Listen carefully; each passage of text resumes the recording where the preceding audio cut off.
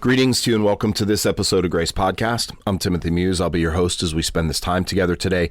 It's a joy to be with you. I want to thank you for tuning in. I want to thank you for making this podcast a part of your journey. And as always, I want to encourage you and thank you for being on this journey, for growing and expanding, for finding places in your life, in your area, in your realm that need energy, that need focus. I want to thank you for being here. I want to thank you for doing this. I want to thank you for investing in you. It is so awesome. It is so powerful that you have chosen to invest just a little bit, just a wee little bit. Again, I've said it many times. Most people are just happy to swim in the little existence that they have. They're happy to be where they are. They don't have the courage, the desire, or the energy to focus on themselves. There's a teaching out there that, the better we are by just emptying ourselves for everybody else. And it is important for us to give to others. It is important for us to share and grow with others. But it is so important for us to focus on ourselves and give energy to ourselves. You're here because you want to do that. And I'm so thankful for that. I'm so thankful that you're allowing me to come alongside you, that you're allowing this podcast to be part of that. Even if it's just a little bit, even if it's just a piece of wisdom, a little nugget of encouragement, whatever it is that you're using this for, whatever you're getting out of this, thank you for allowing me to offer it to you. If this podcast is helpful, please share it out there. Put it out there in your social media feeds. I post on LinkedIn, X, Instagram, and Facebook. If you follow me on any one of those feeds, you're going to see these podcasts posted. If you're on one of the listening platforms, Spotify, iHeartRadio, or Amazon Music, then follow us. Give us a rating and review. Every positive rating and review tells the platform that people are listening. It tells the platform that people are paying attention, and you get a notification when a new episode comes out. And if you want to reach out to me directly, GraceLifeCoaching.com. That's the best way to get a hold of me. I truly would love to hear from you. If I can come alongside you, if I can offer you any kind of coaching or help or guidance or help you ask some good questions, I'm here. GraceLifeCoaching.com is the website. So we've been in this journey now for the last couple episodes about the power of friendship and the importance of friendship. And so I want to welcome you back to that. I want to welcome you back into this journey as we continue to build on what we've been talking about. Last episode we talked about becoming the kind of friend you want to have, focusing on qualities like reliability, encouragement, honesty, and presence. Very important things. Today, I want to kind of shift a little bit. I want to talk about something else, something very important when it comes to deep, powerful friendships, something that's very important when it comes to building deep, powerful relationships. And I've mentioned it before. The word has come up before, but I really want to dig deeply into it today, and that is vulnerability. I want to dwell today with the idea of vulnerability.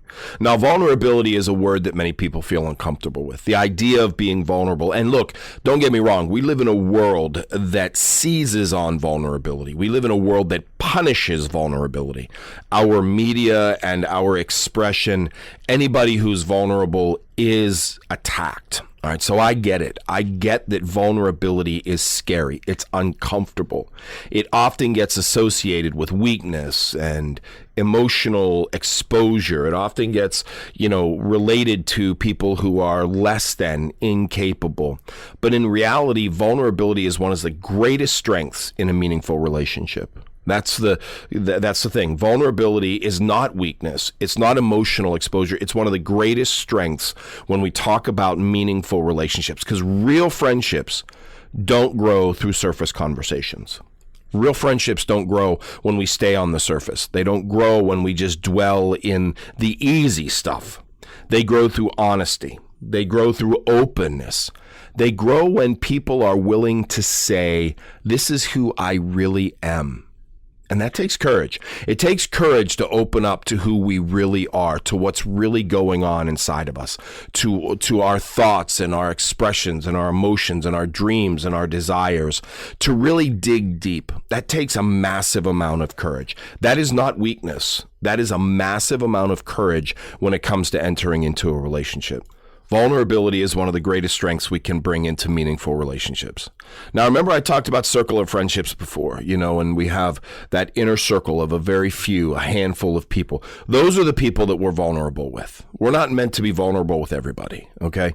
The growth circle, the social circle, those are not places where vulnerability, at least deep vulnerability, is something that's expected. No, we want to make sure that we hone and protect our vulnerability. And share that vulnerability with those who are closest to us, those that we want to dig into and grow with. Think about the friendships in your life. Think about the ones that are most meaningful, the ones that have the most power. Chances are those relationships include moments where you share something deeply personal, where you experience or express something deeply personal. That's vulnerability. Maybe it's a shared struggle. Maybe it's something that you have been challenged with or struggling through. Maybe it's when you talk about your fears. And I know, again, fear and vulnerability are two of those words. We're not supposed to be afraid. We're not supposed to have any fears. We're supposed to be fearless. Well, nobody is fearless. Anybody who presents as fearless is lying to you and to themselves. We all have fears. Fears don't need to dominate us. Fears aren't the things that we lead with.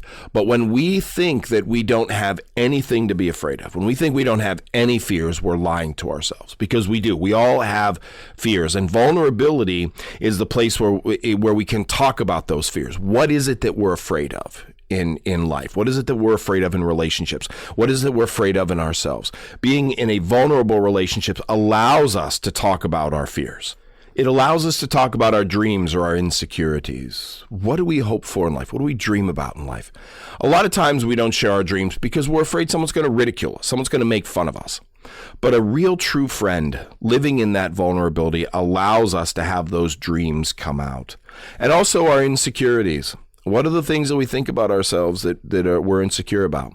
Maybe it's our hair, or our eyes, or the way we talk, or the work that we do, or whatever. I mean, there's all these different insecurities. Vulnerability allows us to talk about our insecurities. Those moments create emotional bridges between people. They create emotional bridges. They open up. Without vulnerability, friendship remains polite, but shallow. It remains shallow. Again, and remember that friendship circle. A lot of the outer rim friendships, they are shallow, and that's okay. Please don't hear me say that you have to have these massive amount of vulnerable friends. No, it is okay to have those social circles, those social friends, but no, those inner circle friends, those are the people that we're vulnerable with. Those are the people that we create that emotional bridge with, because without it, friendships remain polite. They remain shallow. We talk about safe topics, things like the weather, work, or daily routines. Think about the last time you were at a work party or a holiday party, and you're standing around with a bunch of people and you're talking about the weather, and you're talking about, work and daily routines and what sports your kids are in. Well, that's all shallow conversation. Not unimportant, not without value, but it is the vulnerable conversations that we go into with the deep few people that build. Vulnerability allows people to move from simply knowing each other to truly knowing each other. And when trust is honored, the relationship deepens. And that's really what vulnerability needs. Vulnerability needs trust. So that's where the relationship deepens, where the relationship deepens when we can be vulnerable.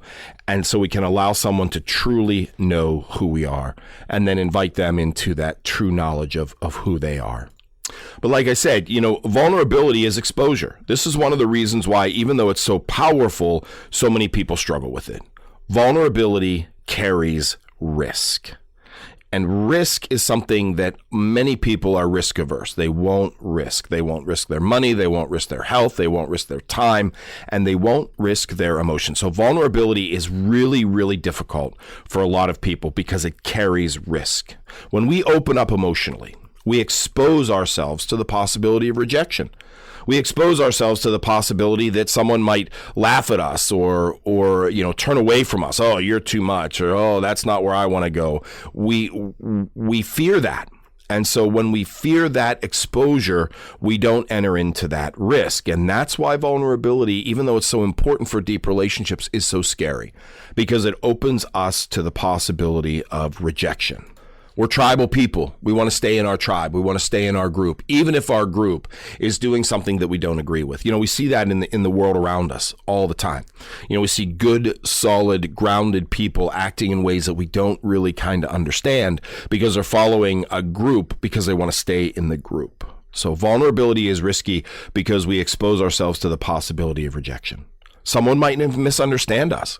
They might not truly understand who we are or the depth that we bring or our past experience or what's created us. Someone might judge us. We don't want to be judged. Nobody wants to be judged by someone else. Oh, you feel that way? Well, you're a terrible person. Someone might dismiss our feelings. Those are all forms of rejection. Someone say, you don't feel that way. Just, pull yourself up. It's not that bad. Well, it may not be that bad in the whole of the totality of human existence, but it is that bad for me. And I don't want my feelings dismissed. So being vulnerable creates risk, and risk creates the possibility of rejection. That we might be misunderstood, or that we might be judged, or that we might be dismissed. And nobody wants to feel that. And so if there's a fear of that happening, then vulnerability is not going to be the place. If you've ever experienced that kind of reaction, it can make you hesitant to open up again. That's the thing. Past experience shapes how comfortable we are with vulnerability. If you've been vulnerable in the past, and that vulnerability has been taken advantage of, or has been dismissed, then yeah, that experience is going to keep you closed in. Some people were raised in environments where emotions were encouraged, where talk about where you're at, speak your truth. Even if it's difficult, speak your truth. And then others were raised in environments where emotions were discouraged or ignored. And look, as adults, we carry those habits into our relationships. Who we were formed as young people really carry it forward. This is part of the work. This is part of the work that you're doing, is confronting how you grew up, how you learn those old patterns. If you want to be different, it means confronting those old habits and old patterns and seeking a new path. Here's a deep truth for you. Avoiding vulnerability may protect you from discomfort. It may protect you from rejection. It may protect you from being exposed or judged or misunderstood. But it prevents deeper connection. When we avoid openness, relationships remain guarded. When we avoid vulnerability, relationships stay shallow, they stay surface, and we don't grow into deeper relationships. And that's what we're looking for, isn't it? We really want to have those deep connections with people, those deep friendships. And that's why it's so important. Now, look, I said before, there's this misconception that vulnerability equals weakness, but that is not true. That is so not true. The opposite is true. It's weakness to guard yourself. Again, if this is your experience, then it's your experience. And I'm not judging in any way, shape, or form. And a lot of times we have those guarded relationships, but the strength is different. It takes strength to say, I'm struggling right now.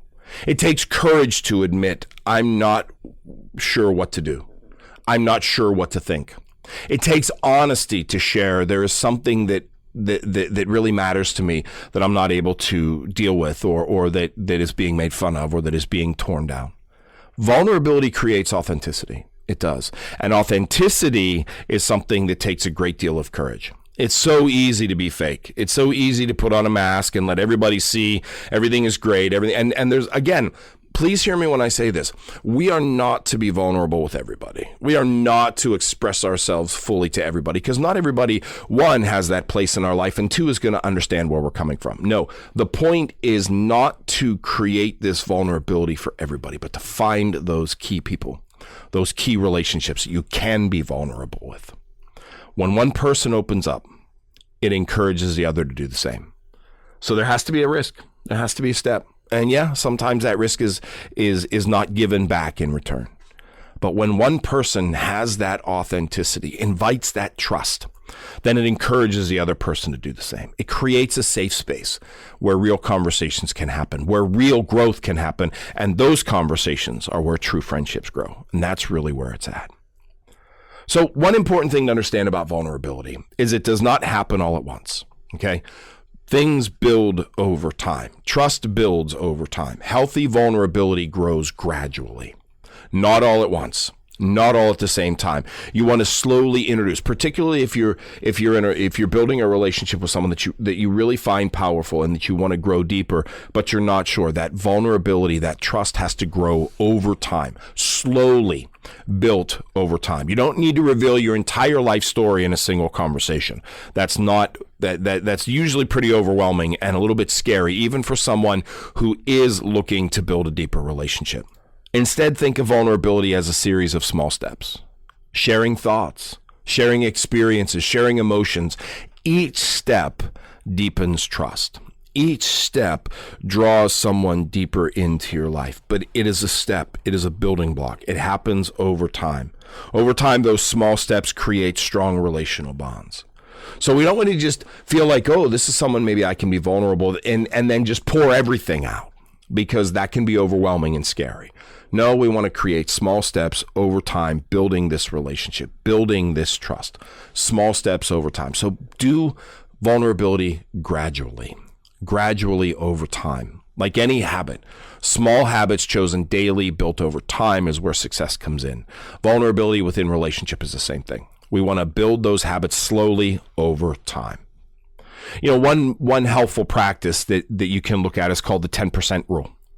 In your next conversation, try being 10% more honest than usual. Try being 10% more open than usual. Now, you're risking, of course, that's a risk. You're opening yourself up to risk, but not total exposure. You're opening yourself up to a little bit of risk. So try 10%. 10% more honest than usual. This might mean sharing a concern you normally keep private, or it might mean admitting uncertainty in something that you're facing. It might mean expressing gratitude or appreciation a little bit more openly. Small increases in openness help people become more comfortable with vulnerability. And over time, deeper conversations begin to feel more natural. And that is so important. That is so important to deal with. It's important to recognize, that vulnerability works best in environments of mutual respect and emotional safety. And that happens over time. You build that over time. Not every relationship is ready for deep emotional openness, and that's okay. I've said before, those outer circle conversations, those outer circle friends, and that growth circle, they're not necessarily open to deep emotional connection. And that's okay. It really, truly is okay. But trustworthy friendships demonstrate certain qualities you can look to that maybe will help you grow. Qualities like confidentiality. What you say to them stays with them. Maybe it's something that you don't want shared, but you need to get it out. So confidentiality is important. Respect. Someone respects you. Someone cares for you and respects you. Empathy. They can enter into your place. They can enter into what's going on in your life. Non-judgmental listening. And we talked before about listening, being able to sit and be present and listening non-judgmentally. A lot of times people will listen in order to respond, or they'll want to give advice, or they'll want to give information. And some of that stuff's really important, but non-judgmental listening. That's how deep friendships and emotional safety are created. Mutual respect, emotional safety create deep friendships. And that's really what we're looking to do, right? It's to understand those deep friendships or build those deep friendships. So ask yourself, are there areas of your life where you tend to keep people at distance? Are there parts of you that you don't talk about with anybody, that you won't open up with anybody? Are there friendships where deeper honesty might strengthen that relationship? Are there people in your inner circle that maybe one step deeper will take that relationship further? Do you allow trusted people to see the real challenges you face? Do you allow people in?